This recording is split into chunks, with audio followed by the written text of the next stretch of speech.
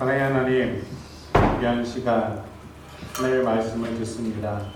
이 말씀 속에 우리에게 하신 그 음성을 듣게 하시고 우리의 영혼이 하나님을 향하며 그 말씀 속에 뜻들을 깨닫고 그 말씀대로 살아갈 수 있는 힘을 허락하여 주옵소서. 성령께서 이 시간 함께 하실 줄 믿으며 예수님의 이름으로 기도합니다. 아멘. 주님은 성령님과 더불어 오늘도 믿는 우리들과 함께 하시는 줄로 믿습니다. 오늘 본문 2절에 나와 있는 것처럼 예수를 믿는다는 것은 예수의 길을, 그 도를 쫓는 거라고 그렇게 성경은 얘기합니다. 2절에 그렇게 나와 있죠. 초대 기독교인들도 그 도를 믿는 사람들이었습니다. 도가 뭐예요? 길 도자를 써서 길이라는 뜻이죠. 그 길을 믿는다는 것은 예수의 길, 예수가 가신 그 길이 진짜 참된 길이라는 것을 믿으며 그 길이 생명의 길임을 믿는 것, 나아가서 예수가 가신 그 길을 나도 나의 길로 삼아서 살아간다는 의미가 신앙생활이라는 말입니다. 이것처럼 초대 그리스도인들은 예수께서 살아가신 그 길을 따르려고 노력했습니다. 그래서 우리가 찬양할 때 주와 같이 길 가는 것 이렇게 찬양하는 그 찬양이 있죠. 그게 예수님과 더불어 성령님과 더불어 예수님의 가신 길을 따라가는 게 바로 예수님의 도를 믿는 사람들이 살아가는 길입니다. 근데 그 도를 믿는 사람들을 견딜 수 없는 사람이 한 사람 있었습니다. 그게 누구죠? 오늘 본문의 사울이에요. 그는 초대 기독교인들에게는 정말 두렵고 떨리는 사람이었습니다. 그는 유대인들의 존경을 받는 바리새인 중에 바리새인이었고 당대 최고의 지성인 가말리엘 문화생이자 로마 제국의 시민권을 가진 사람이었습니다. 그러니까 한마디로 얘기하면 스펙 짱짱한 사람이었습니다. 그렇게 흔들림 없이 탄탄한 길을 걸어온 유대인 청년 사울에게는 정통 유대교의 가르침으로부터 벗어나 예수를 길로 삼은 기독교인들은 율법을 더럽히는 자들, 그래서 이 세상에서 청소해버려야 하는 쓰레기 같은 사람들로 여겨졌다는 겁니다. 사울은 스데반이 순교하는 자리에도 있었습니다. 유대인들은 스데반을 성 밖으로 끌어내서 돌로 쳐서 죽였죠. 그때 사울은 스데반이 죽는 것을 보고 그가 죽는 게 마땅하다고 생각했어요. 왜? 자기가 생각하기에 말도 안 되는 율법을 어기는 사람들은 그렇게 죽어야 된다라고 당연한 죄값을 받는 사람이라고 생각했기 때문입니다. 사울은 지금까지 그렇게 자기가 걸어온 길이 옳다는 확신 속에 가득 찬 사람이었습니다. 그 흔들리지 않는 확고한 믿음, 그리고 매몰차고 적극적인 실행력을 갖춘 이 사도 바울이 그리스도인들을 핍박하기 시작했습니다. 그러니까 당연히 그 사울을 볼 때 기독교인들은 두렵고 떨리는 존재였습니다. 보이면 그냥 잡아서 감옥에 가두는 게 그의 일이었습니다. 사도행전 8장 3절에 이렇게 기록합니다. 사울이 교회를 잔멸할세 각 집에 들어가 남녀를 끌어다가 옥에 넘깁니다. 예수를 믿는다고 예수를 길로 삼은 사람들이 있다는 말을 들으면 그냥 가서 잡아다가 감옥에 가뒀다는 말이겠죠. 감옥에 가두고 핍박했겠죠. 그런 사울이 대제사장을 찾아갑니다. 대제사장의 이름으로 편지를 받기 위해서예요. 무슨 편지였을까요? 일종의 구속영장 같은 거예요. 대제사장의 권위 있는 이름으로 그 도를 믿는 사람들, 다시 말해서 예수를 구주로 믿는 사람들을 잡아다가 예루살렘으로 끌어올 수 있는 일종의 허락 편지를 받으러 대제사장을 찾아간 겁니다. 그리고 대제사장에게서 그 편지를 받아들고 다메섹으로 향합니다. 그는 지금까지 그렇게 믿고 살았던 것처럼 흔들리지 않는 확고한 신념을 가지고 다메섹을 향합니다. 길을 떠났죠. 왜요? 율법을 더럽히는 자들을 잡으러, 징벌하기 위해서. 하나님께 그렇게 함으로써 자신은 진짜 거룩하다고 인정받기 위해서 그렇게 사울은 길을 떠나게 된 겁니다. 그렇게 길을 가다가 다메섹에 이르렀을 때, 다메섹 가까이 갔을 때 사울은 갑자기 하늘에서 환한 빛이 그를 둘러싸는 신비한 경험을 하게 됩니다. 놀라서 땅에 엎드려졌고요. 그때 소리가 들립니다. 사울아, 사울아, 내가 왜 나를 핍박하느냐? 예수님의 음성이었습니다. 나는 너가 핍박하는 예수다. 이 말이 들리기 시작했죠. 놀라서 자빠졌어요. 그리고 나서 그 신비한 경험을 한 이후에 눈을 떴는데 볼 수가 없었습니다. 그래서 같이 갔던 사울을 따르는 사람들이 그 사울을 이끌고 손을 잡아 끌고 다메섹 안으로 데리고 들어옵니다. 깊은 절망에 빠진 이 사울은 볼 수 없다는 사실에 음식을 먹을 수도 물을 마실 수도 없었다라고 성경은 기록합니다. 여러분, 의기양양해서 자기 신념에 가득 차서 자기 확신에 가득 차서 가던 길에서 그는 목적지를 얼마 남겨두지 않고 멈춰서야만 했습니다. 그리고 명확하게 보던 사람에서 아무것도 볼 수 없는 사람이 되어서 이제는 남의 손에 이끌려야 걸어갈 수 있는 사람이 되었다는 겁니다. 사울이 어떤 사람이었다고요? 항상 스펙 짱짱해서 남 앞에서 이끌던 사람이었습니다.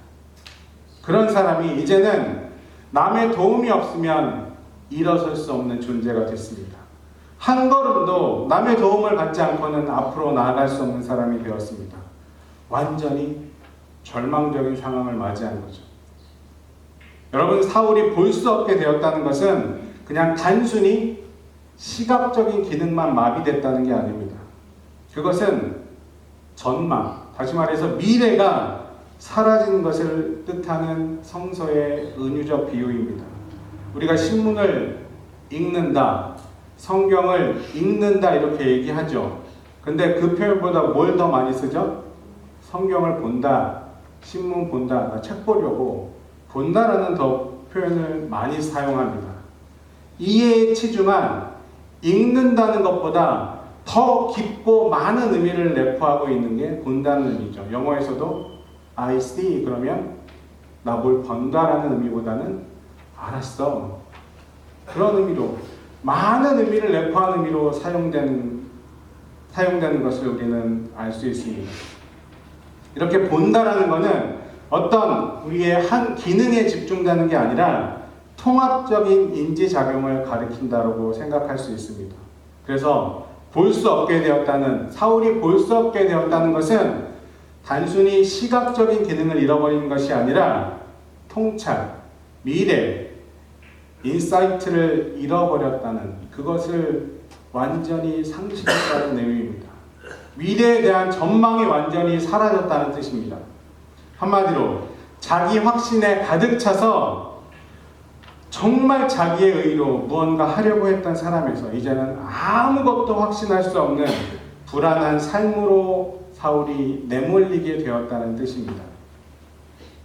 그렇게 된 사울이, 미래에 대한 전망이 사라진 사울이 아무것도 먹지 않았다는 것은 정말로 사울의 그 고민이, 절망이 얼마나 깊었는지를 엿볼 수 있는 대목이라고 할 수 있을 것 같습니다. 여러분, 이런 상황에서 누가 등장하죠? 아나니아라는 사람이 이제 등장합니다.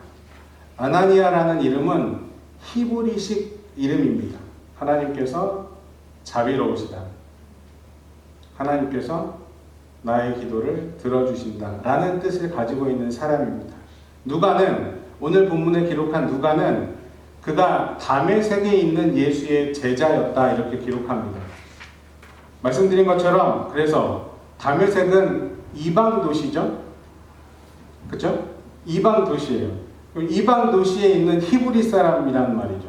근데 그 히브리 사람이 예수의 제자가 됐다는 말은 유태인이었는데 예수의 도를 쫓게 된 사람이었다라는 뜻입니다. 그러니까 소위 말해서 유대인이 그리스도인이 되었다라는 뜻이 되겠죠. 그런 아나니아가 사울을 볼 때 어떤 마음이 들었을까요?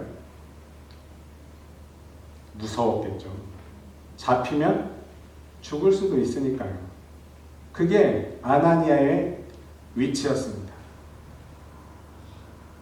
사도행전에 기록된 수많은 제자들이 있습니다. 누가가 참 많은 제자들을 기록했죠. 베드로는 설교 한 번으로 3,000명을 회개시켰다고 그렇게 성경은 기록합니다. 사람들이요, 베드로가 지나갈 때, 예수님이 지나갈 때 정말 예수님에게 열광했던 것처럼 베드로가 지나갈 때 베드로의 그림자가 자기를 덮기를 바랬어요. 왜? 그럼 자기 병이 나을 거라고 믿었기 때문에. 그 정도로 능력의 사람이었습니다. 또 빌립이라는 제자는 유태인들이 정말 싫어하는 사마리아에 가서 복음을 전합니다. 예수 그리스도의 도를 전했죠. 그곳에서 몸과 마음이 아파하는 사람들이 그 빌립의 복음을 듣고 고침받는 놀라운 역사가 일어났다고 성경은 또 기록합니다. 야고보는 순교했습니다. 사도행전에 기록된 정말 위대한 사도들이 많죠. 근데 사도행전에 또 한 명의 제자, 이 아나니아가 기록되어 있습니다. 근데 유명하지 않습니다. 능력이 있지 않습니다. 그냥 다른데 등장하지 않아요. 그렇죠? 그냥 예수의 제자라고만 기록되어 있습니다. 다른 제자들에 비하면 그냥 이름만 기록된 제자 정도? 그렇게 생각해 볼 수도 있을 것 같습니다. 다른 제자의 명성에 비하면 비할 바가 못 된다는 얘기죠. 그는 다른 사도들처럼 드라마틱한 이적을 행하지도 않았고 그가 전하는 복음을 듣고 누가 회개했다는 성경의 기록도 없습니다. 말씀드린 것처럼 다른데 어디 등장하지도 않습니다. 근데 아나니아에게 정말 돋보이는 게 있습니다. 아나니아는 뛰어난 영성과 순종의 사람이었다는 겁니다. 주님께서 환상 중에 아나니아를 부르셨어요. 아나니아야. 그러자 아나니아가 대답합니다. 주님, 여기 있습니다. 주님께서 아나니아를 부르셨을 때 한 번에 알아들을 수 있을 만큼 영적으로 민감했다라는 표현입니다. 이 장면은 사무엘상 3장에 나오는 하나님이 사무엘을 부르시는 장면과 종종 대비되면서 설교에 인용됩니다. 하나님이 사무엘을 부르시죠. 사무엘아. 그때 사무엘은 누가 부르는 줄 알았어요? 엘리 제사장, 자기가 섬기고 있는 제사장이 부르는 줄 알았어요. 그렇게 3번이나 제사장님 제가 왔습니다. 그러고 나서 엘리가 그제서야 깨닫습니다. 사무엘아, 다음번에 누가 내 이름을 부르거든 주님 제가 여기 있습니다 라고 대답하고, 그렇게 3번이나 하고 나서 하나님이 부르시는 것을 깨달았죠.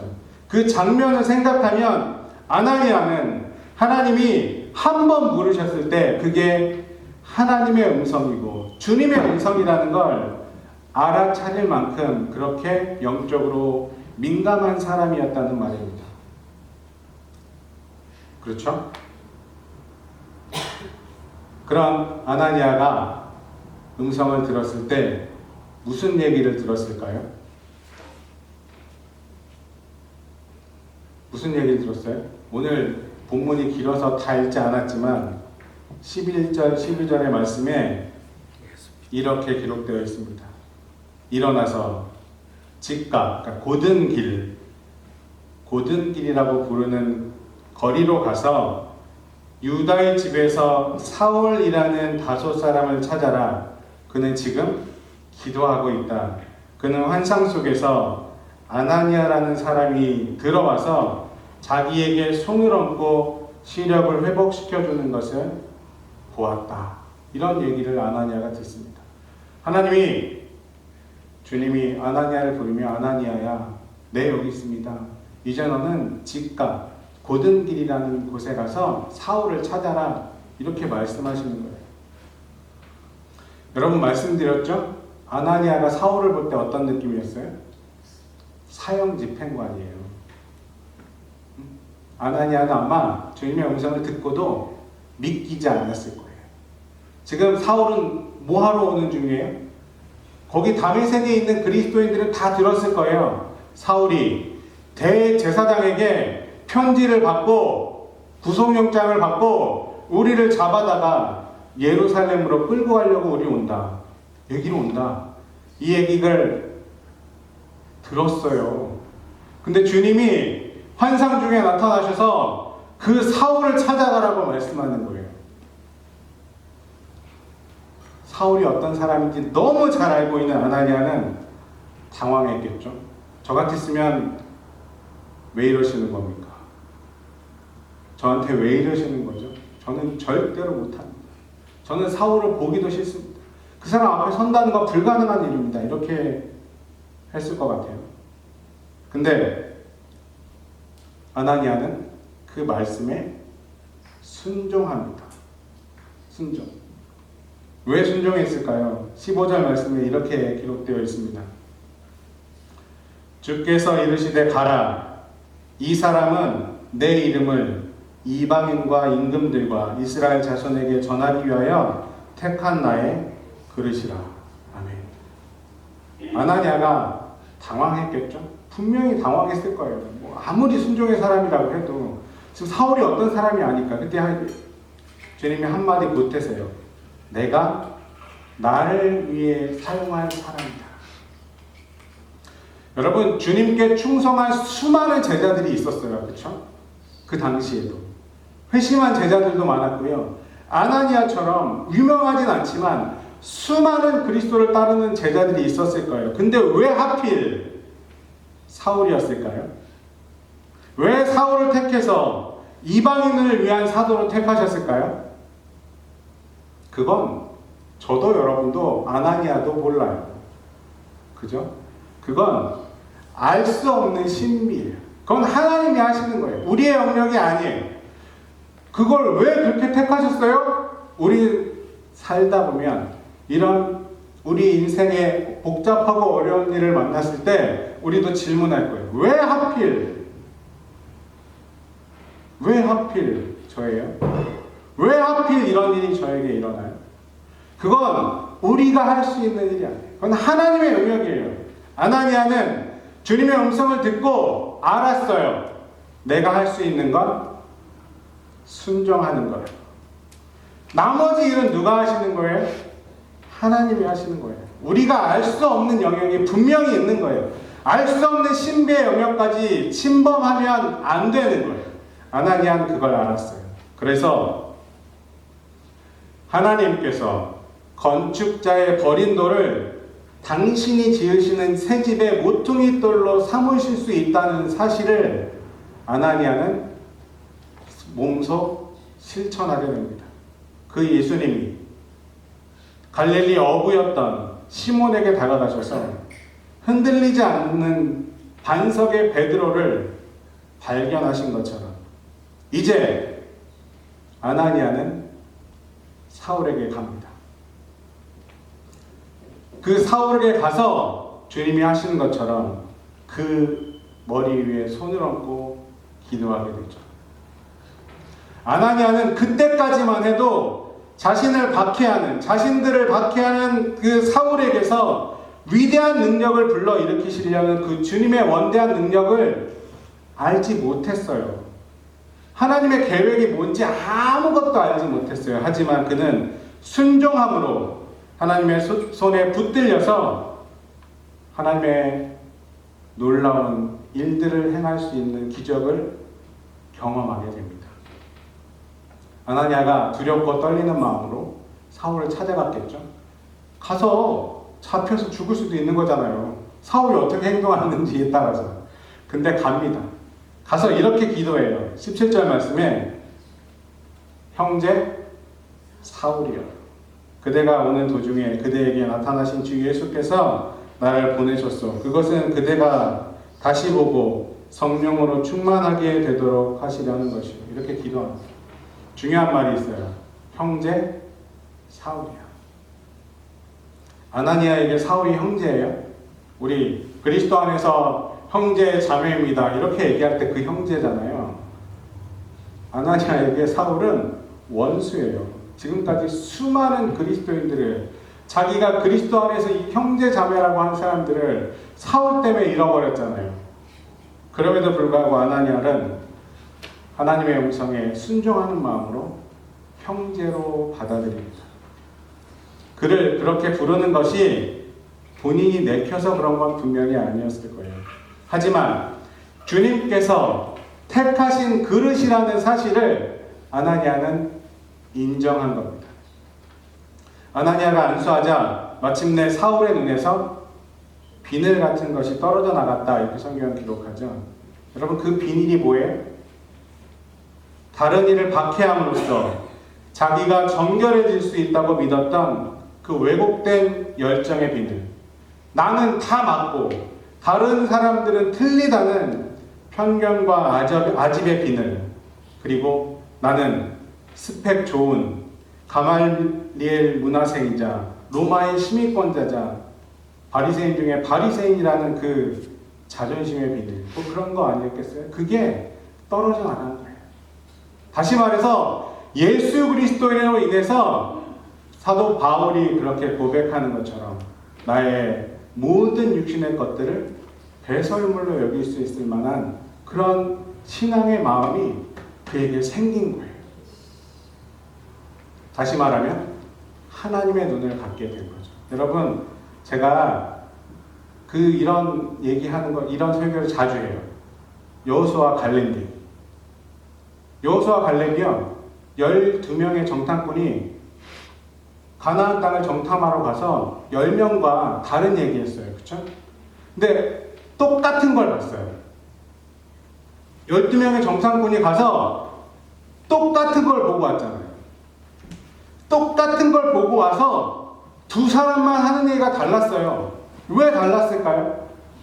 하나님의 눈으로 봤기 때문에 그래요.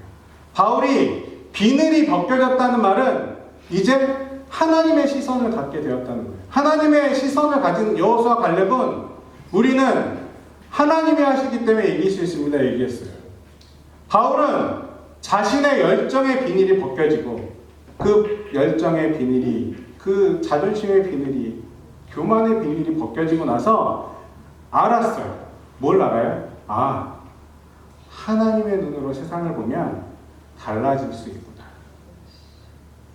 그가 일어나서 음식을 먹기 시작하고 세례를 받습니다. 그리고 자신이 박해하러 왔던 그 길에서 이제 그리스도를 전하는 새 사람으로 변화하게 됩니다. 이 사울의 회심 사건에 누가 있었어요? 누가? 아나니아가 있습니다. 아나니아는 말씀드린 것처럼 극적인 삶을 살지도 않았습니다. 어디 유명하게 딴 데 성경에 등장하지도 않습니다. 여러분, 사도 바울에 비하면, 베드로에 비하면, 사도 바울이 성경을 몇 권 썼어요? 베드로는 예수님이 그렇게 얘기해, 천국의 열쇠를 맡겼다고 얘기하시잖아요. 그런 제자들에 비하면 아무것도 아닌 인생을 살았습니다. 하지만 아나니아의 순종이 아니었으면 이방의 복음을 전하는 사도 바울은 없을 수도 있었습니다. 여러분, 아나니아의 설교에 비록 3,000명이 회개하는 역사가 일어나지 않아도, 그리고 병이 낫고 기적이 일어나는 그 놀라운 일들이 일어나지 않아도 분명히 아나니아는 하나님의 사람이었다는 말입니다. 여러분, 우리가 생각하기에 별 볼 일 없는 게 하나님에게는 굉장히 크게 쓰임받을 수도 있습니다. 우리가 생각하기에 별 볼 일 없는 사람도 하나님 능력으로는 굉장히 크게 쓰임받을 수 있다는 말입니다. 다시 말하면 하나님의 눈에는, 하나님의 생각에는 작은 일은 없다는 겁니다. 순종의 일과 그렇지 않은 일이 있을 뿐입니다. 하나님의 일과 하나님의 일이 아닌 것 외에 다른 일은 없다는 겁니다. 그거에 크고 작은 것은 없다는 말입니다. 여러분, 신앙생활이라는 건 아나니아처럼 주님의 말씀에 겸손히 순종하는 삶을 살아가는 겁니다. 그 도를 쫓으며 예수가 살아가신 그 길을 따라가며 내가 살아가는 그 위치에서 남들이 뭐라 해도 내가 할 수 있는 최선의 것을 보여드리며 살아갈 수 있는 게 진짜 신앙생활입니다. 여러분, 남들이 볼 때 그 삶이 별 볼 일 없다 해도, 남들이 볼 때 정말 작아 보여도 하나님은 절대 그렇게 생각하지 않으실 겁니다. 다시 말하면 하나님 보시기에 작은 교회도 큰 교회도 없습니다. 무슨 말이에요? 열심히 신앙생활을 하는 사람들이 모여있는 교회와 그렇지 않은 교회만 있을 뿐입니다. 여러분, 몇 명이 모이는지는 별로 중요하지 않습니다. 저는 정말 그렇게 믿습니다. 그 교회 안에 공동체들이 한 사람 한 사람이 하나님을 정말 바라보며 살아가고 있느냐, 그래서 그의 삶 속에서 정말 그리스도의 이름을 증거할 수 있는 일들을 하며 살아갈 수 있느냐, 내가 내 삶으로 그리스도인의 모습을 보여주며 살아갈 수 있느냐. 다시 말해서 나의 삶을 보고 다른 사람들이 그리스도인이네, 저 사람이 있는 교회라면 한번 가볼 만하네, 와, 저 사람이 있는 교회는 진짜 교회다, 저 사람이 신앙생활 하니까 그리스도 한번 생각해 볼 만하네. 여러분, 그런 사람 몇 명 있는 교회가 진짜 교회라는 의미입니다. 그런 사람이 있는 교회가 사도 바울 같은 사람을 키울 수 있습니다. 그렇죠? 오늘 주님이 우리에게 하시는 말씀은 정말 많은 교회들이 있고 화려하고 극적인 일을 하는 정말 많은 사람들도 있지만 그럼에도 불구하고 우리는 흔들림 없이 이 믿음 안에서 주님의 귀한 사명들을 감당하며 살아가기 원하신다는 말씀입니다. 한 사람을 들어 쓰시려는 그 주님의 음성을 단번에 알아들으며 끝까지 주님께 순종한 아나니아처럼, 그리고 새로운 눈을 가지고 정말 세상 속에 그리스도의 복음을 아름답게 전하는 사도 바울처럼 각자의 위치에서 하나님이 우리에게 원하시는 일들을 감당할 수 있는 저와 여러분, 그리고 우리 초대교회 될 수 있기를 주님의 이름으로 정말 간절히 축원합니다. 기도하겠습니다. 사랑의 하나님, 우리는 눈을 뜨고도 보지 못하는 자들이 아니라, 들어도 듣지 못하는 자들이 아니라 하나님의 눈으로 세상을 바라볼 수 있는 믿음의 사람이길 소망합니다. 우리의 눈을 가리우는 우리의 자랑과 교만들을 내려놓게 하시고 아나니아처럼 주님의 말씀에 겸손히 순종할 수 있는 참 믿음을 소유하게 도와주옵소서. 내 생각이 아닌 하나님의 비전을 마음에 담아 살아갈 수 있는 참 신앙인이 될 수 있도록 우리의 삶을 지키고 인도하실 줄 믿으며 예수님의 이름으로 기도하옵나이다. 아멘.